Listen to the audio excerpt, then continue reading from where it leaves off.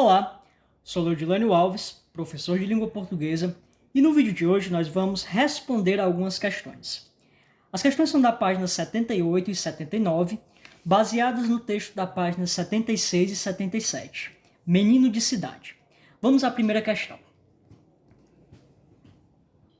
O interesse do menino pelos animais é retratado logo nos primeiros parágrafos da crônica, o que na fala do garoto comprova esse fato.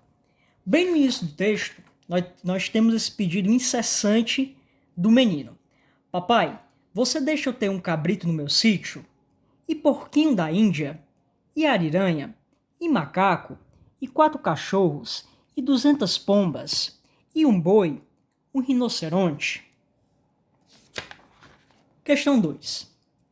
No sexto parágrafo, o narrador afirma que o sítio ao qual o menino se refere é apenas um terreno do estado do Rio de Janeiro. A. Levante hipóteses. Por que o menino chama o terreno de sítio? Bom, levantar hipóteses, como eu expliquei para vocês, é pensar sobre o assunto, de diferentes formas. Uma das possibilidades para essa resposta seria a ideia de que sítio é um local onde há diversos animais. Item B. Para o narrador, o garoto precisa acreditar no sítio como outras pessoas precisam acreditar no céu. Porque para o menino, o sítio é uma espécie de céu. Vamos ler aqui. Mas o garoto precisa acreditar no sítio como outras pessoas precisam acreditar no céu. O céu dele é exatamente da festa folclórica, a bicharada toda. A ideia de céu é um lugar de paraíso, onde há felicidade. Para o menino, esse lugar tão especial seria um local onde houvessem diversos animais. Terceira questão. Na crônica lida, o narrador, além de relatar fatos, também expressa opiniões. A. De quem é a opinião sobre a inexistência de animais na cidade do Rio de Janeiro? Nós percebemos essa resposta logo neste parágrafo, que é a opinião do narrador. O sítio é apenas um terreno no estado do Rio.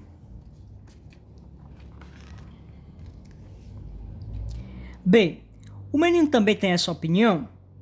E a gente sabe que não. Porque se entra na casa de alguém, desaparece ao transpor a porta, para voltar depois de 3 segundos com um gato ou cachorro na mão. A gente vai andando por uma rua de Copacabana, ele some e ressurge com um pinto em flor. É chegar na Barra da Tijuca e daí, 5 minutos depois, já apanhou um siri vivo. Então, para ele, não é apenas um lugar simples na cidade. C. No penúltimo parágrafo, que texto expressa nas palavras do narrador o sentimento de frustração do menino por não conviver com animais. Bem, aqui nós temos: e ele, novamente, de mãos e alma vazias.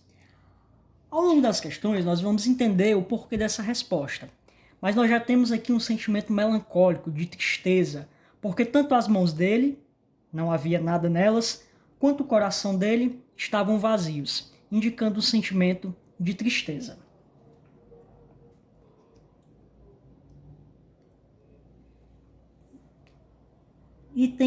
Questão 4, perdão. O narrador se empenha em mostrar a maneira como o garoto vê o mundo. Item A. Que conhecimento o menino tem sobre marcas de automóvel e sobre raças de cachorro? Bem, essa resposta é bastante interessante porque ele não distingue marcas de automóvel, mas sabe perfeitamente o que é um Mastiff, um Boxer ou um Doberman.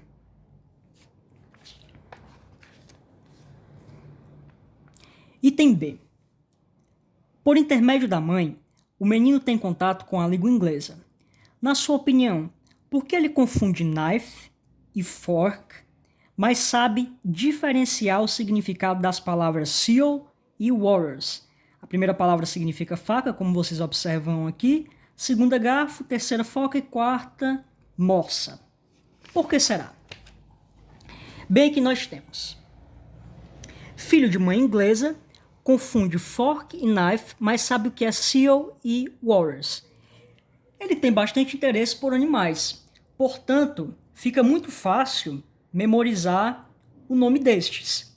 Já objetos de casa não são interessantes para ele, por isso que ele não consegue diferenciar faca de garfo. Próxima. C. O menino se refere às pessoas como o dono do malhado, a dona do lorde, etc. O que isso revela sobre os interesses dele? Nós temos bem aqui. Dá informações sobre as pessoas de acordo com os bichos que possuem. Aquele é o dono do malhado, aquela é a dona do lorde.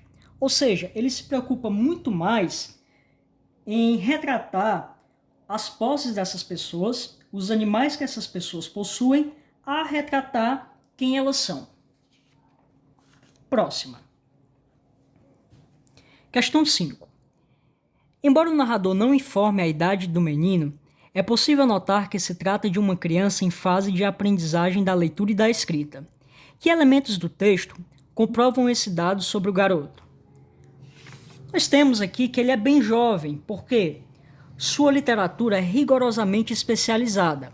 Livros coloridos sobre bichos. Ou seja, não são livros complexos em que ele precisaria pensar muito, mas são livros bem didáticos em que ele consegue lê-los também observando as imagens. E, além disso, temos engatinha mal e mal na leitura. Próxima questão, 6ª. Na realidade, o menino ganha alguns animais, sendo deles um canarinho da terra. A. Na sua opinião, por que diante da ameaça de que, se continuasse a se comportar mal, iam dar o passarinho, o menino resolve soltar a ave? Nós temos bem aqui.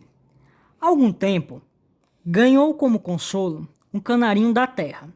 Um dia, como lhe dissessem que ia dar o passarinho, caso continuasse a comportar-se mal, correu para a área e abriu a porta da gaiola. Ou seja, ele não tinha pretensão de mudar, de forma nenhuma. E provavelmente não quisesse que outra pessoa fosse a dona do pássaro. Continuando. Item B. De que maneira o menino trata os outros animais de estimação que ganha?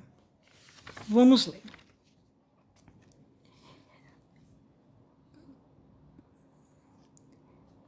Deram-lhe um bicudo, mas o bicudo morreu de tanto ao peixe. Ou seja, ele alimentou o pássaro demais. Ganhou mais tarde uma tartaruga pequena e estúpida. Foi ao dentista na cidade e, ao voltar, disse ao pai pela primeira vez uma palavra horrível. Estou desesperado. Tinha perdido a tartaruguinha na lotação. Ou seja, com displicência. Não se preocupa muito em observar aonde a tartaruga vai. Continuando. 7ª. O menino vive em uma grande cidade e por isso não convive com animais tanto gostaria. Quem é Pop? O que ele representa para o garoto? Bem, que nós temos.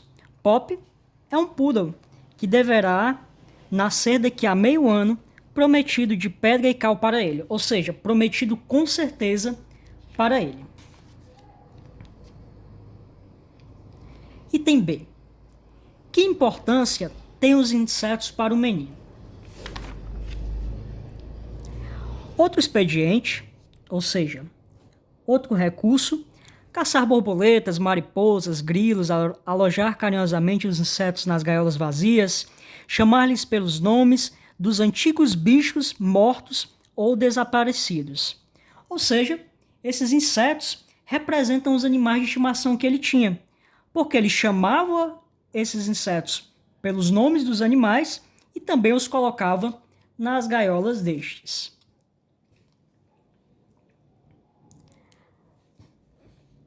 C. As tentativas do garoto de conviver com animais o deixam satisfeito?